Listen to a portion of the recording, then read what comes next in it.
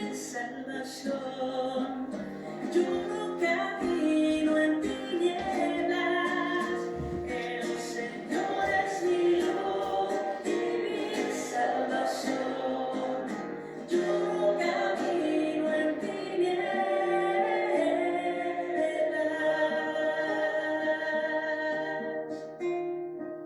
El Señor es mi luz y mi salvación.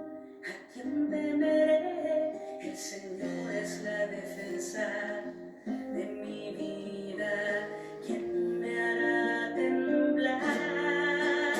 El Señor es mi luz y mi salvación. Yo no camino en tinieblas. El Señor es mi luz y mi salvación, no camino en tinieblas. El día de la Candelaria estamos reunidos en el nombre del Padre, del Hijo y del Espíritu Santo. Amén. Y desde luego, nos recordamos juntos que el día de la Candelaria no es el día de la Santísima Virgen María. También participa ella como todo en la vida de Jesucristo. Pero fundamentalmente el día de la Candelaria es el día que Jesús se manifiesta al mundo como luz del mundo. La presentación del Señor, como lo vamos a escuchar en el Evangelio, que desde luego es según San Lucas. Cuando llegó el tiempo de la purificación según la ley de Moisés, los padres de Jesús lo llevaron a Jerusalén a presentarlo al Señor de acuerdo con lo escrito de la ley del Señor. Todo primogénito varón será consagrado al Señor y para entregar la oblación, como dice la ley, un par de tórtolas o 2 pichones. Vivía entonces en Jerusalén un hombre llamado Simeón, hombre justo y piadoso, que aguardaba la liberación de Israel. Hacía tiempo que había recibido un oráculo del Espíritu Santo que no vería la muerte antes de ver al Mesías del Señor. Entonces, impulsado por el Espíritu, fue al templo, cuando entraban con el niño Jesús y sus padres para cumplir con lo previsto por la ley. Simeón lo tomó en brazos y bendijo a Dios, diciendo: Ahora, Señor, según tu promesa, puedes dejar a tu siervo irse en paz, porque mis ojos han visto a tu Salvador, a quien has presentado ante todos los pueblos, luz para alumbrar a las naciones, gloria de tu pueblo Israel. Su padre y su madre estaban admirados por lo que decía del niño. Simeón lo bendijo diciendo a María, su madre: Mira, este niño está puesto para que muchos en Israel caigan y se levanten. Será como una bandera discutida. Así quedará clara la actitud de muchos corazones, y a ti una espada te atravesará el alma. Había también una profetisa, Ana, hija de Fanuel, de la tribu de Asher. Era una mujer muy anciana. De jovencita había vivido 7 años casada y luego viuda. Hasta los 84 no se apartaba del templo ni de día ni de noche, sirviendo a Dios con ayunos y oraciones. Acercándose en aquel momento, daba gracias a Dios y hablaba del niño a todos los que aguardaban la liberación de Israel. Y cuando cumplieron todo lo que estaba prescrito por la ley del Señor, se volvieron a Galilea, a la ciudad de Nazaret. El niño iba creciendo y robusteciéndose y se llenaba de sabiduría, y la gracia de Dios lo acompañaba. Palabra del Señor.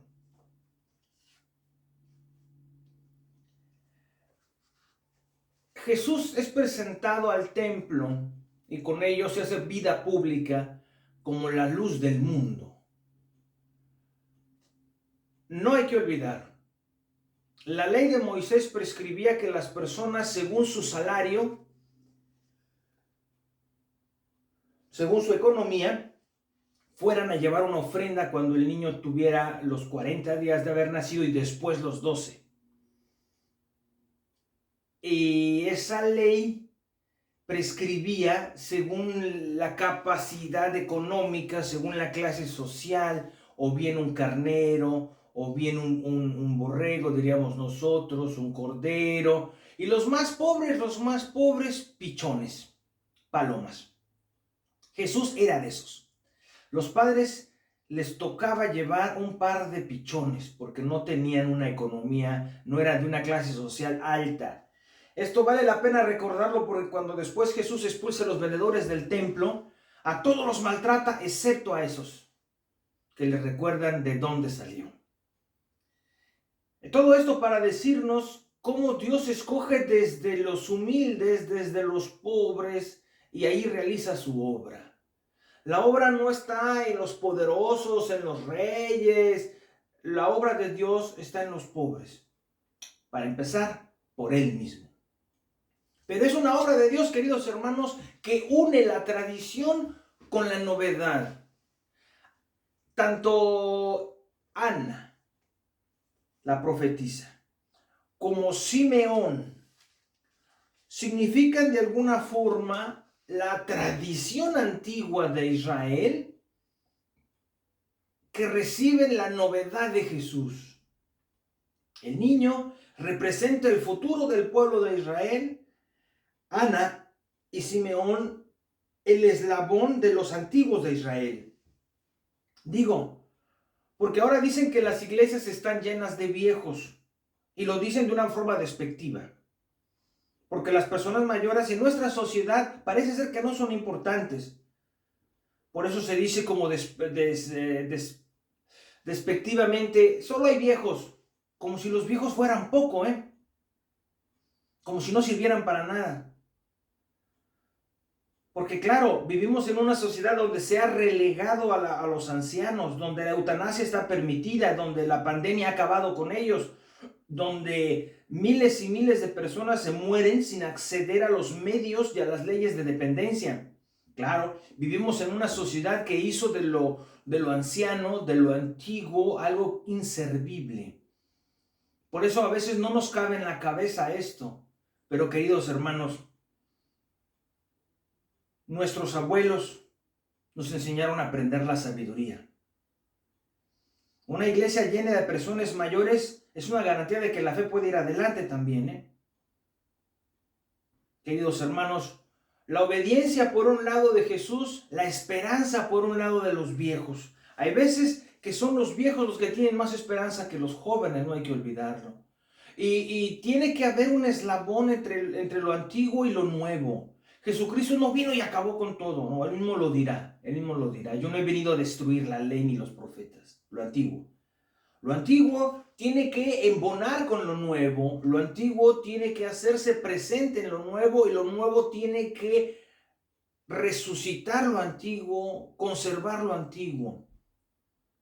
No debe de haber una oposición entre ancianos, no ancianos, naturaleza, humanidad. Estas oposiciones tan dignas del ser humano nos han hecho mucho daño en la historia humana. Miren, tú tienes un ancianito en tu casa seguramente.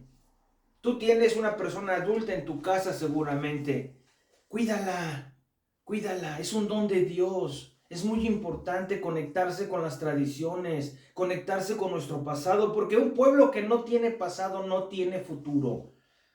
Nosotros reconocemos de dónde venimos y así sabemos a dónde vamos. Por eso, cuando nosotros estamos en otros países, como ahora nos toca a nosotros, anhelamos a nuestros abuelos, a nuestros padres, a nuestros viejos que viven en otros países y que no pudieron venir con nosotros. Claro que los anhelamos. Claro que nos da una pena terrible que se mueren sin que estemos allá. Claro, porque debemos de vibrar con lo que Dios nos ha dado y lo primero que nos ha dado es una familia y una familia donde vienen otros que han vivido antes que nosotros. Recuerden los amigos, tú eres el resultado de mucho amor. Muchos atrás de ti se han amado para que tú vivas. Unos padres, unos abuelos. Ha habido una cadena de amor que ha llegado hasta ti, que lo menos que puedes hacer es agradecer a esa cadena de amor por la cual gracias estamos aquí. Este día de la Candelaria seguimos pidiendo para que la luz de Cristo ilumine a todos nuestros enfermos, a Javier Prado, que ayude a las personas que han estado delicadas de salud, a Miguel Ángel todavía está delicado, y pidamos al mismo tiempo por Katia que cumplió años, pero también por todas aquellas familias que quisieran vivir la luz y conectar con la tradición, familias que quisieran que los ancianos sean venerados y que no pueden hacerlo porque aquí en este país a veces ni importa. Ni importa, ni los visitan, los dejan ahí encerrados, solos. Ojalá no sea así entre nosotros, que entre nosotros no sea así, queridos hermanos, para que así la luz del mundo que es Jesucristo brille en todas partes. Vamos a orar juntos esta oración que fue preparada para el año 2022 por la Comisión Litúrgica. En todo estás tú. Nosotros podemos descubrir por todas partes tus huellas. Tú estás presente en nuestro mundo. Nosotros experimentamos agradecidos tu amor y tu bondad. En todo estás tú. Has llamado a la vida de modo muy diferente. Te encontramos en la belleza que has puesto en la naturaleza. Reconocemos tu regalo en la sonrisa de los niños, en el poder creativo del cual participamos, en unión con todos aquellos a los que nos encontramos. Ahí donde encontramos unidad y plenitud, está tu espíritu viviente. En todo estás tú. Estás cerca de nosotros y no nos dejas solos, así en la alegría, pero también en las dificultades, las cuales debemos experimentar. En todo lo que nos preocupa y angustia, nos acompañas y fortaleces. En todo estás tú.